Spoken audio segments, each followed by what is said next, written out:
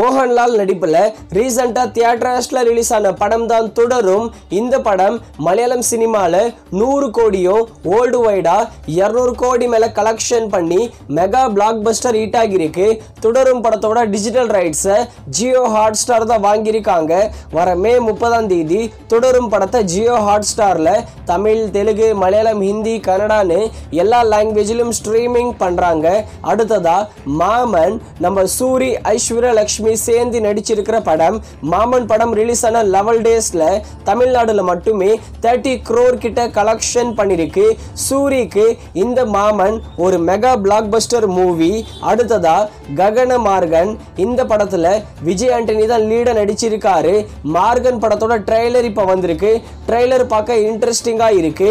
அதே சமயம் இது ஒரு சீரியல் கில்லருக்கான ஒரு த்ரில்லர் மூவியா இருக்கும் போல.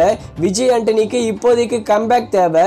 கண்டிப்பா ட்ரெய்லர் பார்க்கும்போது மார்கன் படம் விஜய் ஆண்டனிக்கு கண்டிப்பா கம்பேக் படமா இருக்கும்னு தோணுது. இந்த மார்கன் ட்ரெய்லர் நல்லா இருக்கு.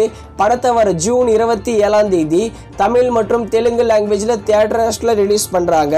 உங்களுக்கு இந்த மார்கன் ட்ரெய்லர் எப்படி இருக்குன்னு கீழே கமெண்ட் செக்ஷன்ல கமெண்ட் பண்ணுங்க. அடுத்ததா கார்த்தி ஹிட் 4 படத்துல லீட நடிக்க போறாருன்னு அபிஷியலாவே அனௌன்ஸ்மெண்ட் பண்ணிருக்காங்க. ஏசிபி வீரப்பனா கார்த்தி ஹிட் 4th கேஸ்ல நடிக்க போறாரு.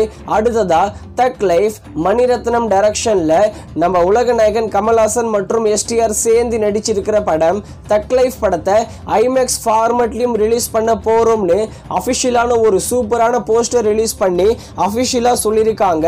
தக் லைஃப் படத்தை வர ஜூன் 5ஆம் தேதி தியேட்டர்ஸ்ல ரிலீஸ் பண்றாங்க. படத்துக்கு நல்ல எதிர்பார்ப்பு இருக்கு.